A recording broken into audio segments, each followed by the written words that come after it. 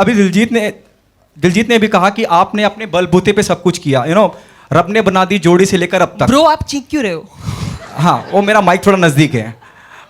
जैसे अभी दिलजीत ने कहा कि आपने सब अपने बलबूते पे किया, एंड वी ऑल एग्री, रब ने बना दी जोड़ी से लेकर अब तक, चाहे वो NH10 का निर्माण करना हो, फिर उस फिल्म का कामयाब होना हो, इतने सेंसिटिव मुद्दे को उठाना, और सब मतलब इस इंडस्ट्री के नहीं होने के बावजूद इतना सब कुछ करना। इस पूरे कैरियर में कभी आपको नेपोटिज्म का, परिवारवाद का सामना करना पड़ा है? मैंने तो क्वेश्चन एक्सपेक्ट ही नहीं किया था। Of course. How strange. वो आ गया, दिलजीत की मेहरबानी। क्या कभी ऐसा कुछ हुआ है? Seriously wanted to know. मैं आपको एक बात बताती हूँ, ठीक है? हम सबकी अपनी अपनी जर्नी होती है, सबकी अलग जर्नी होती है, सबके अलग एक्सपीरियंसेस होते हैं। हम श्योर यहाँ पे जितनी भी एक्टर्स बैठे हैं स्टेज पे, सब लोग इस बात का दावा कर सकते हैं। मेरा लॉन्च हुआ था यश राज फिल्म्स में। आदित्य चोपड़ा ने मुझे लॉन्च किया था। मैं आउटसाइडर हूँ और उन्होंने मुझे एक बहुत बड़ी फिल्म में लॉन्च किया। सिमिलरली उन्होंने रणवीर सिंह को लॉन्च किया है और उन्होंने परिणीति चोपड़ा को लॉन्च किया। हम तीनों ही कम्प्लीटली इंडस्ट्री के बाहर से हैं।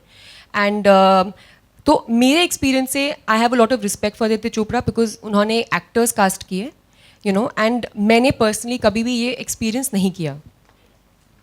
ऑल्सो मुझे एक बात बहुत क्लैरिफाई हो गई थी मेरी बिगिनिंग मेरे करियर की, क्योंकि जो भी मुझे जिसे बोलते हैं एक मौकाम या एक जो मेरी लाइफ बदली है, वो बैंड बाजा बारात के बाद बदली। जब आई थिंक लोग मुझे थोड़ा ज़्यादा सीरियसली लेने लग गए। मुझे बहुत अप्रिसिएशन मिला था मेरी पहली फिल्म में, बट जैसा बैंड बाजा बारात के बाद मिला वैसा नहीं था। तो वो फिल्म थी जिसमें मेरी लाइफ लिटरली बदल दी। एंड उससे मैं एक बात समझी हूँ कि उसके बाद से एक्चुअली, कि अगर आप अच्छा कर रहे हो यहाँ पे तो लोग आपके साथ काम करना चाहेंगे।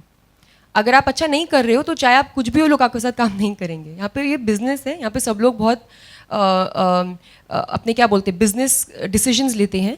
और अगर आप चाहे आप अगर मतलब आप मुझे बताओ, अगर कोई आउटसाइडर एक बहुत बड़ा स्टार है जैसे शाहरुख खान है, तो कोई क्यों नहीं उनके साथ काम करना चाहेगा? सो आई थिंक ये but at the same time let me से कि सबके अलग अलग एक्सपीरियंसेस होते हैं। एंड मैं अपने एक्सपीरियंस पे कमेंट कर रही हूँ। मैं जितनी बड़ी हो रही हूँ और जितना मुझे लाइफ में समझ हो रही है, उतना मैं जान पा रही हूँ कि हर इंसान के स्ट्रगल्स और बैटल्स बहुत अलग होते हैं। और मैं बहुत कम जजमेंटल होती जा रही हूँ डे बाय डे। तो मैं कभी किसी और के एक्सपीरियंस के बारे में जजमेंट नहीं डालना चाहूँगी, बिकॉज उनके स्ट्रगल्स अपने और उनके बैटल्स अपने रहे हैं जिनके बारे में हम लोग कुछ नहीं जानते। ठीक है, तो मैं बस अपने बारे में बात करूँगी।